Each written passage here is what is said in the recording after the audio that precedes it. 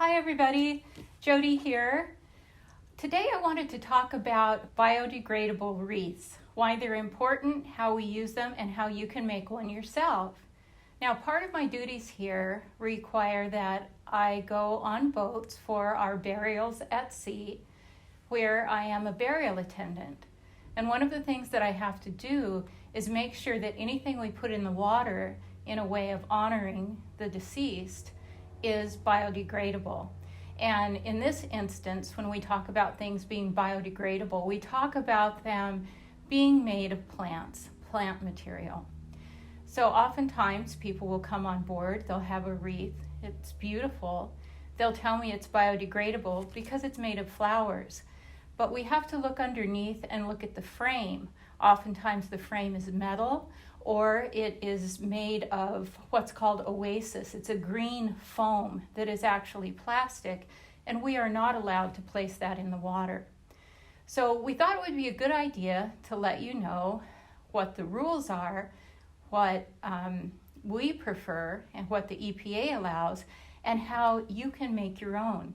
Now, we really encourage family involvement, and one of the ways that you can involve the entire family, and especially children, is to create a biodegradable wreath for your burial at sea.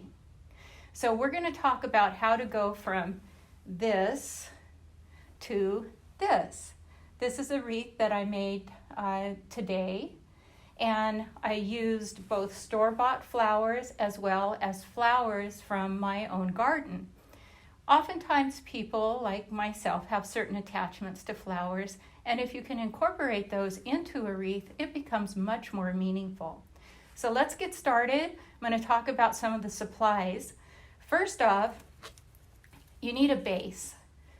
Sometimes you can find bases that say they're made of straw, but the straw is actually wrapped around a wire base, so that would not be allowed to go in the water on our burial at sea. What I did is I just simply went to Michael's and picked up a grapevine wreath. Now, if you take a look at this, you can see that it has vines going in a circular direction, and then it also has these vines that are wrapped around. I look for something that has as many of these binding vines as you can find, because that's very important when you're anchoring your flowers to the wreath. Now, I also have some other things here that may come in handy. You don't have to use them, but they are allowed. I have cotton string. I have Elmer's school glue. It's non-toxic, so that's something that's allowed. Glue guns, any type of plasticized or epoxy adhesive, that is not allowed. Clothespins, in case you want to adhere something. Sometimes it helps to clamp it down, and these are really handy. Tweezers, very important. Clippers for your flower stems, and scissors. So I'm going to talk about how I did this one and a little bit about the flowers that I chose.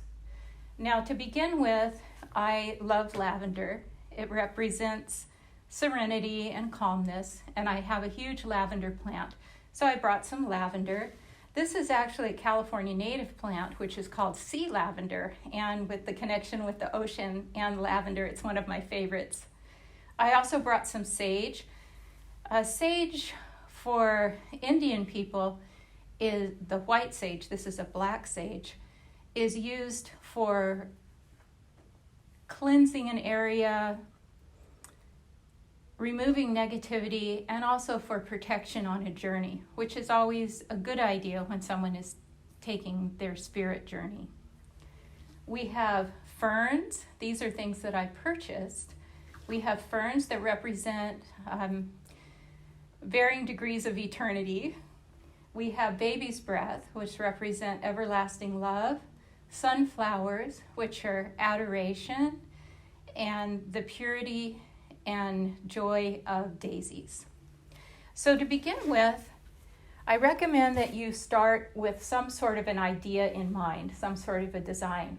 I like 4 directions, so my design is based upon the number 4, so you can see we have 4 groupings. To begin with, I do the outside of the wreath, and I use the ferns. these are really, it's a kind of meditative to do it. Remember I talked about these binding vines? You want to take your fern, I'll see if I can do this backwards, and slide it through one of the binding vines. You can slide it through the next one as well.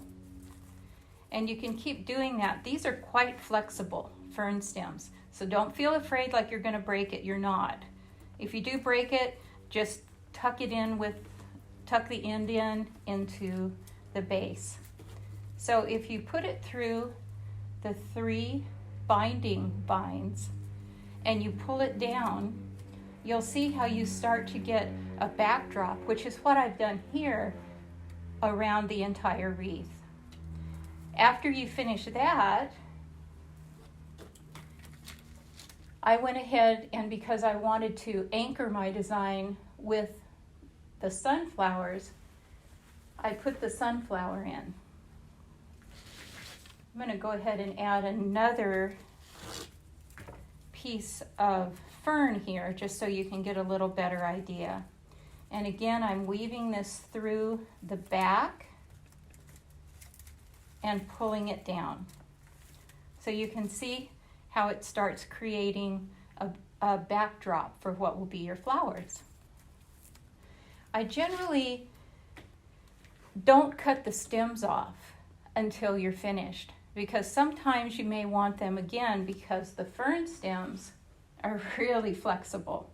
You may want them to weave in and around some other flowers that you put in. They're not going to hurt anything. You just clip them off afterwards.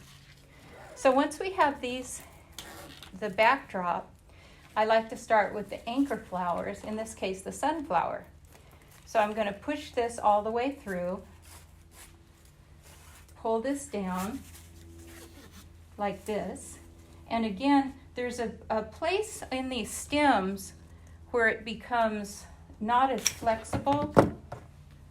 So I leave about this much behind and again take it and tuck it underneath the binding vine. Once you have that, you can go ahead and decide what it is you'd like to do, what type of design. Now, I really like the sea lavender and the white daisies, and it just always looks so beautiful out on the water. Certain colors, I think, well, they're easier to see, and they make a bigger impact. Sunflowers and white flowers, along with the purple, they're beautiful on the water. So after this is in place, I'll go ahead and take some sea lavender. You don't have to use sea lavender. It's just something that I like and I have. I cut things at an angle, the stem. It seems to make it easier to work it into the wreath. So I'm going to take this and slide it into the side. Sometimes it'll go right in. This one pretty much did. Sometimes you have to use the tweezers and you can grab a hold of the stem and pull it even more. Let's go ahead and add another one here.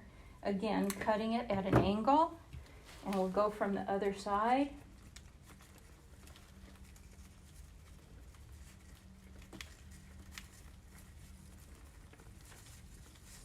And slide that in. So you can see it's starting to kind of take place. One of the things that I like to do when I'm putting things together too is really think about what I'm doing. When you make something yourself and you're making it with the intention of honoring your loved one, it has much more meaning and becomes more beautiful because of that. So I like to think about what I'm doing and include, in this case, calmness for the lavender.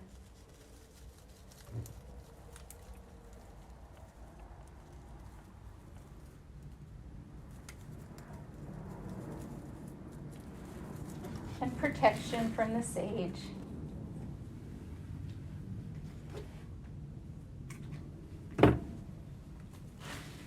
Now, one thing that's really helpful is if you take your scissors and say you want to have a piece of sage here, but the wreath, the vines in the wreath are too close together, you can work your scissors in and turn it. That allows you to place your plant. You remove your scissors and your plant is in there in a secure fashion because it's now held with the tension of the vines. Once you get to this point right here, you can start filling in with whatever you choose. Again, I think white looks so pretty out on the water, so I chose white daisies. The stems on these are not very long, but they're long enough. Again, cut them at an angle. It makes it easier to work it in around the flowers. And then you can just start placing them in. Sometimes you need to get your scissors to help you. And don't feel like you're going to break anything. These things are pretty tough. Twist and pull your scissors out. Now your flower is anchored in there, and you didn't have to use glue, you didn't have to use string, and you certainly didn't have to use any wire or any type of foam to stick it into. So I hope that this gives you an idea of what you can do if your relation or your family has a certain plant that they're fond of, if there's a certain color that you like. It's always, well, it is always more meaningful when it's personalized. And the wreath at a burial at sea makes for a wonderful focal point. Now, regardless of what type of urn you're using, either an urn or a basket that's layered with petals or a biodegradable urn of some type, the wreath makes for a nice spot, a location marker. And during our trips, our burials at sea, we make a point of circling around the location of the scattering, and the wreath makes it easier for people to find that location. So I appreciate your time today. I hope that this has been helpful. I think one of the most important things to remember when doing this, or any type of honoring of your relation, is there's really no right way to do it, which is nice because it also means there's really no wrong way. If you have any more questions, feel free to reach out. If you have suggestions, we'd love to hear that as well. And thanks again for joining me. Take care and safe travels, everybody. Bye.